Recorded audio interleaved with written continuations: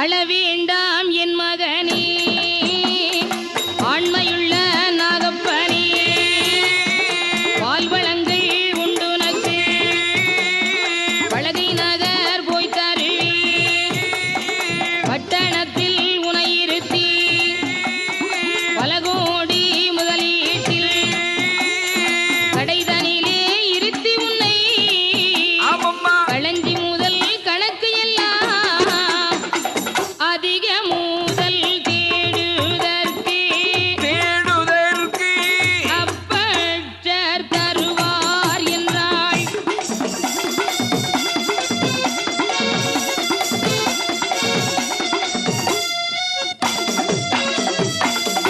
நான் பெற்ற செல்வமே நாகப்பா, உன் தந்தை நினைத்து ஏன் அழுகிறார்? உன்னை பட்டணத்திலே இருத்தி பல கோடி முதலீட்டில் உன்னை தலை சிறந்த வியாபாரியாக ஆக்கி வைப்பார் உன் தந்தை.